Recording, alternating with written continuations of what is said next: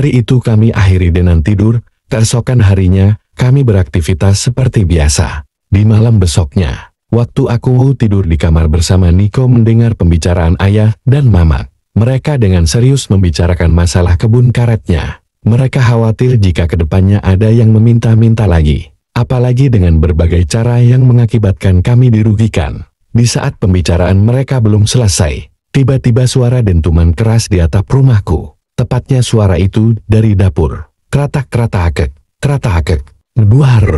Setelah suara itu berulang kali berbunyi dengan kerasnya, kami sekeluarga tidak ada yang curiga sama sekali. Kami beranggapan pohon mangga di belakang rumah rantingnya patah saja. Aku pun dan Niko hanya kaget sebentar dan melanjutkan untuk tidur lagi. Pagi hari seperti biasanya, saat makanan sudah siap di dapur, kami semua berkumpul untuk memulai sarapan bersama. Di tengah ayah makan, beliau tiba-tiba berkata, tadi malam ayah mimpi didekap orang yang menyeramkan. Dia tiba-tiba datang menyekik leherku," kata ayah yang hampir selesai mengunyah. "Lo kok sama ya?" sahut Mamak. Suasana di dapur ketika itu semua menghentikan makannya dan saling berpandangan antara kami berempat. "Sama gimana Yan?" kata ayah. "Mimpinya ayah sama denganku," jawab Mamak. "Kayaknya ada yang tidak beres," kata ayah lirih. "Alah, mungkin kelelahan dan kepikiran karena kemarin ada masalah besar," kata Mamak.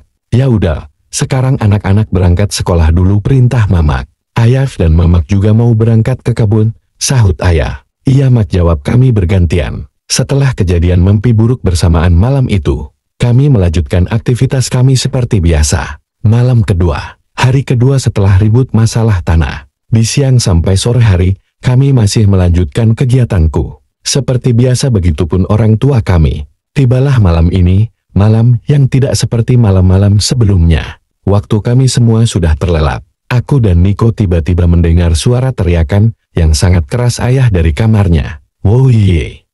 Tuh, ojo lu jangan." Aku bangun, karena kaget seketika itu juga. Aku dan Niko langsung bangun dan berlari ke kamar ayah. Tanganku dengan cepat menggedor pintu kamar orang tuaku. "Tok, tok, tok, ya, atau Ma, ada apa?" "Buka Mak," kataku dari luar ruangan kamar orang tuaku. "Masuk dan tak dikunci kamar Mamak," perintah Mamak.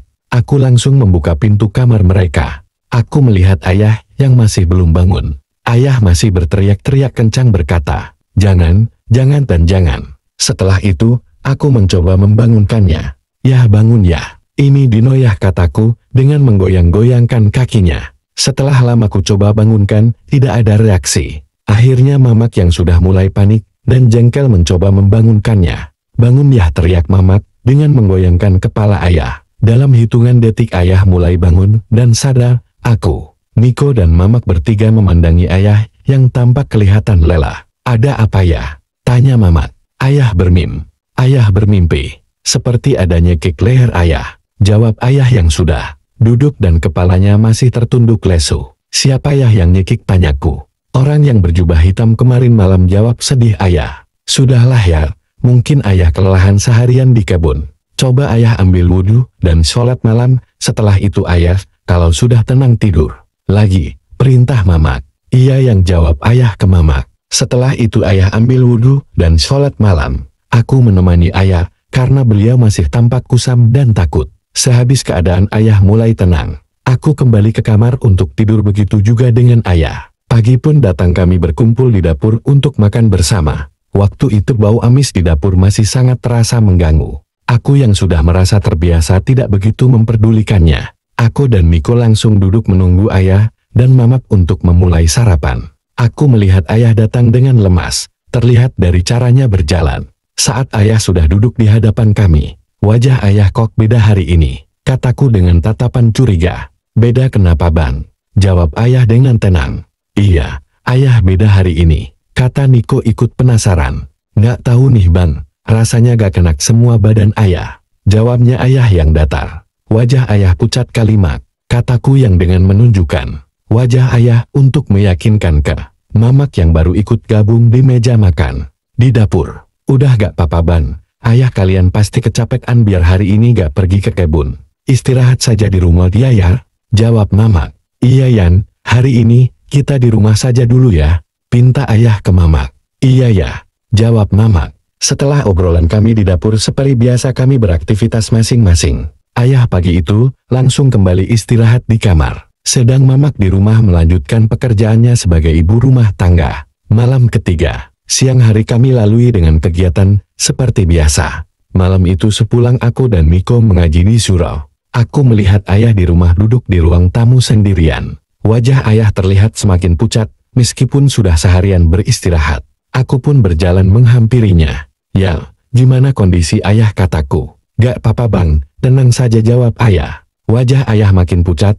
"Apa bang Deno antar periksa ya?" kataku. "Gak usahlah bang, besok pasti ayah sudah baik kan?" jawab ayah dengan tenang. Setelah mendengar penjelasan ayah yang melegakan hatiku, aku pun pergi ke kamar untuk istirahat. Saat itu aku dan Miko tetap tidur satu kamar di kamarku. Ketika malam itu, kami sudah tertidur dengan lelap. Pada saat jam 2 dini hari, duar, blar.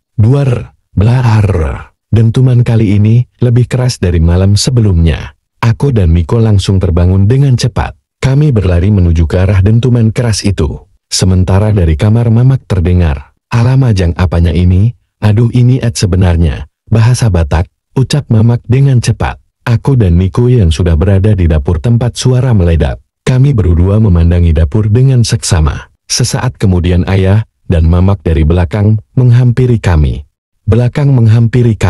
Kami semua melihat dapur kami yang sudah hancur gentingnya dan pecahan genting sudah berserakan di mana-mana. Ayah malam itu yang masih terlihat pucat berjalan pergi ke belakang dapur kami. Ayah menyelidiki sendiri di belakang apa yang sebenarnya terjadi. Ketika ayah habis melihat kondisi dari luar, ia berjalan ke dalam dapur lagi. "Tidak ada apa-apa, ini bukan Mangga Jatun, tapi aneh sekali malam ini," gumam ayah sambil berjalan masuk ke dapur. Saat ayah sampai di dapur, "Aneh kalian, gak ada apa-apa di luar, mangga pun tak ada yang jatun," kata ayah. "Masak ya," jawab Mamak. "Tapi ya, kok sampai atap dapurnya hancur semua ya?" tanya Mamak. "Gak tau Yan, ayah juga bingung," kata ayah. "Ya sudahlah, biar besok pagi dibetukan-tukan, ayo kita tidur lagi saja," perintah ayah. Saat itu sebenarnya aku dan Niko sudah merasa gelisah dan tak nyaman di rumah baru ini. Saat aku dan Niko berjalan, ia mulai berbisik di sampingku. "Bang, rumah ini kok makin lama makin aneh ya?" tanya Niko. "Iya Ning, abang sendiri juga merasa begitu," jawabku. "Hin Ban, ayo tidur saja," jawab Niko sambil berjalan cepat ke kamarku. "Dasar kamu nih," jawabku yang takut juga ikut berjalan cepat di belakang Niko. Setelah kejadian jam 2 dini hari itu, kami melanjutkan tidur dengan nyaman. Waktu berjalan dengan cepat hingga pagi pun tiba. Saat itu aku masih bersih-bersih halaman rumah, sedang Niko masih di kamar mandi. Aku mendengar ayah dari halaman depan sudah teriak-teriak marah di dapur. "Yang sarapannya mana? Yang sarapannya mana? Yang sarapannya mana?"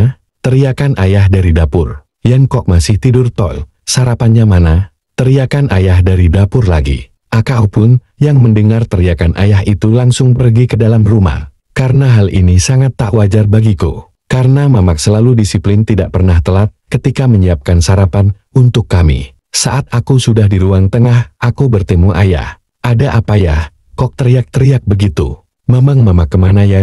tanyaku. "Mama kau itu bang, masak sudah siang gini belum siapin sarapan." "Gak tahu bang," jawab ayah berjalan menuju kamarnya mencari keberadaan Mamak. Sesaat kemudian, aku yang sudah di dapur masih melihat serpihan genteng dan perabotan yang masih berserakan. Ku dengar lirih dari dapur suara ayah. "Yang kian bangun?" panggil ayah pelan. "Yang kian bangun?" panggil ayah agak keras. Setelah panggilan membangunkan Mamat, tidak ada respon. Ayah dengan cepat ke belakang mencariku dan Miko. "Bang, ayo, ikut ayah," perintah ayah. "Kemana ya?" jawabku polos. "Ayo ikut saja." "Mana si adek kau bang?" jawabku. "Masih di kamar mandi ya," jawabku lagi. "Ya sudah, ayo kesini bantuin ayah," pinta ayah yang penuh teka-teki. Setelah sampai di kamarnya Mamak, aku melihat ayah langsung membuka selimut putih bergaris hitam. Dan saat itu, terlihat wajah Mamak sangat pucat sekali. Pemandangan mamaku yang tiba-tiba terbujur lemas, sudah tidak berbicara sama sekali. Bibirnya mulai berwarna keputihan sekan terkunci. Selama-lamanya, hanya sesekali dengan mengedipkan kedua matanya saja. Tanpa terlihat iris dan pupil hitam di matanya. Hanya bola mata warna putih yang terlihat saat Mamak mengedipkan matanya pelan. Mamak, Bangun Mak. Bangun.